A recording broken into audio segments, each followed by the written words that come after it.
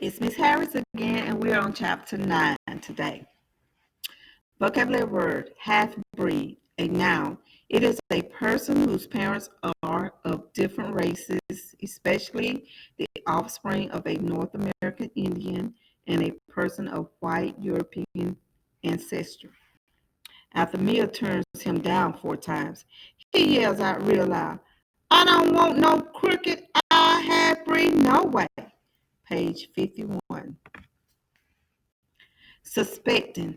It is a verb meaning to believe to be guilty, false, counterfeit, undesirable, defective, bad, etc., with little or no proof.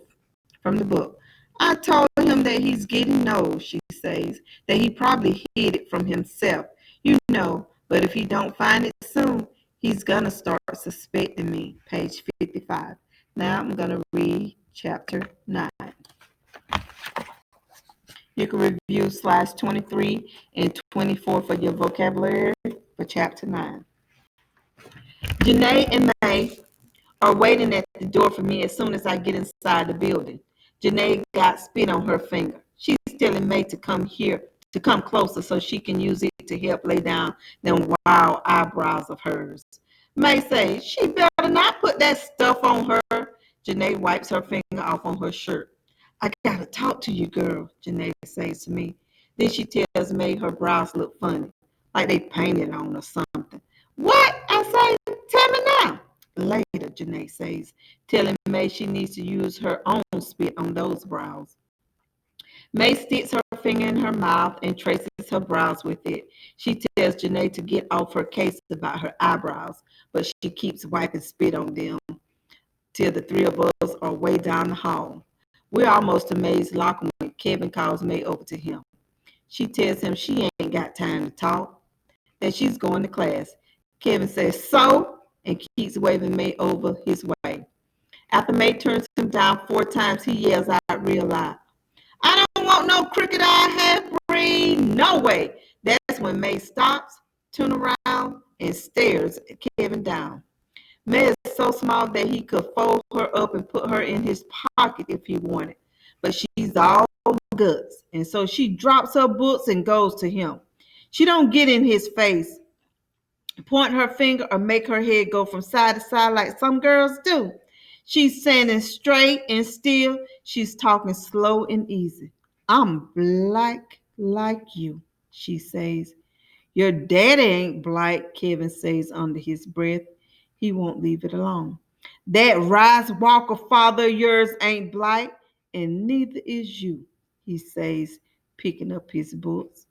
May standing there like she don't know what to do, but she don't want to defend her dad.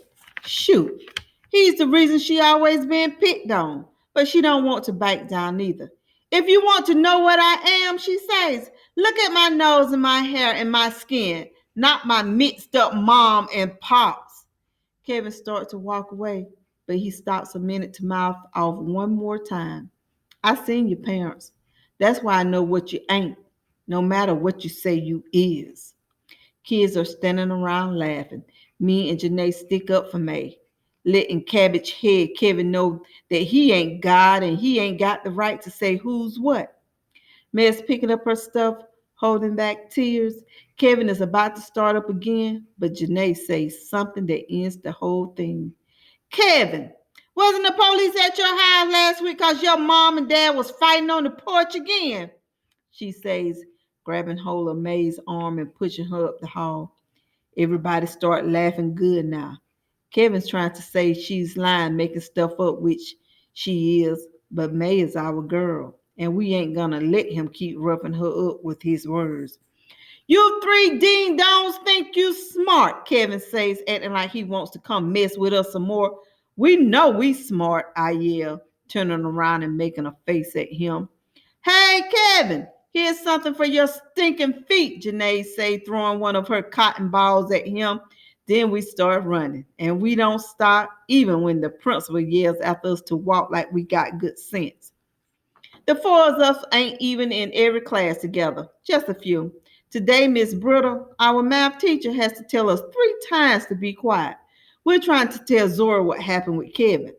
Every time we try one of us bust out laughing, Janae, you shut him down good, girl. Shut him down, I say, leaning over to give her 5. May gives me this funny fake smile. She knows, like we know, that Kevin's gonna come back saying something else about her. And even if he don't, other kids will. They always do. When lunchtime comes around, I'm so hungry, I break down and buy me some real food. Cheese, fries, chicken fingers, and vanilla pudding. Before I can even swallow one bite, Janae comes in the lunchroom asking to borrow money. Money? I say, hoping she ain't really expecting me to cough up no cash.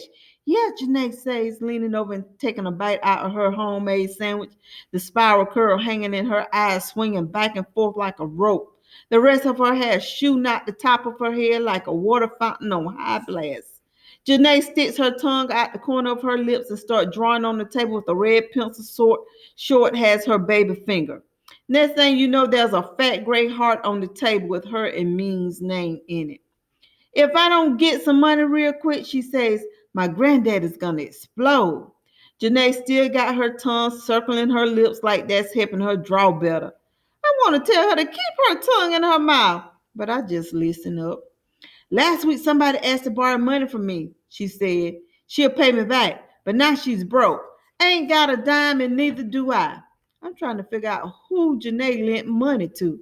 She only hangs out with me, May, and Zora. If she lent one of them money, I know about it. Then Janae fesses up.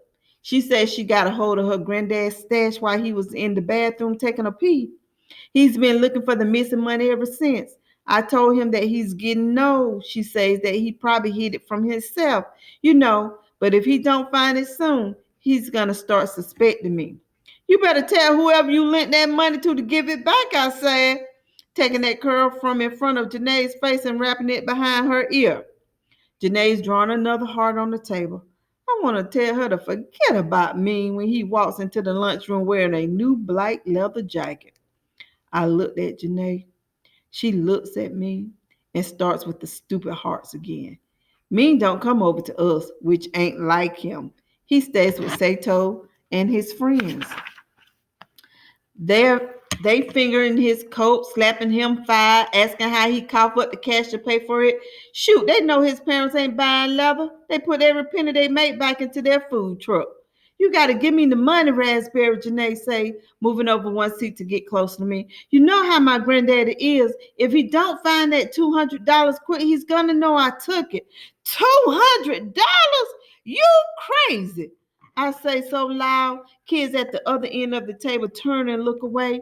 You always got to be talking about money, Seneca says, walking up to the table and slamming down her books. I roll my eyes at her. What she know about needing money? She's like Zora. Her parents got big time job. They're both supervisors at the factory across town. She got every kind of coat in the world, leather, suede, silk, long, short. Me, I got one, a beat up pea jacket. Seneca takes a hint. Next thing you know, she's up in somebody else's face. Come on, Raspberry. If you lend me the money, I'm going to give it back, Janae says, looking scared. Janae just don't get it. I don't even spend my own money on me. I watch money, count it, smell it, but I don't spend it. I can't. You spend it and it's gone. Then you got nada, nothing. Me finally come over to our table. He sits down next to Janae, and next thing you know, she's cheesing big time, rubbing his new leather, asking if he wants some of her lunch. For 10 whole minutes, neither one of them speaks to me. They're all up in each other's face, whispering to each other. Mean is playing with a piece of Janae's hair. Janae's got her pinky finger through the tiny baby ring Mean wears on a chain around his neck. It's real gold. His dad gave him and made one when they each turned 1 year old. It's a Korean custom to give kids gold on their first birthday. May keeps her ring in her junk drawer at home. Janae takes out a pen and writes her name on Ming's hand. Then he writes his name on her arm. All the while she's rubbing the sleeve of his coat, telling him how nice it feels. When Ming says, thanks for hooking me up, Janae gives him a look that lets him know he needs to shut his mouth. I can't believe it. We're only 13. How can a girl our age give a boy something that expensive? I mean, I know a girl who gave a boy some gloves and a hat for his birthday, but a whole coat? No way. Mean stands up to leave. See you in Spanish class, he says, walking away. Janae starts with the money talk again. Raspberry, you're going to help me out of what? You know Granddad would go off if he finds out I took his money. Get it from me, I say, throwing my book bag over my shoulder and walking out of the lunchroom. That's the end of chapter 9. Our discussion question: would you steal money from a family member to buy a gift for your boyfriend slash girlfriend? Explain your answer.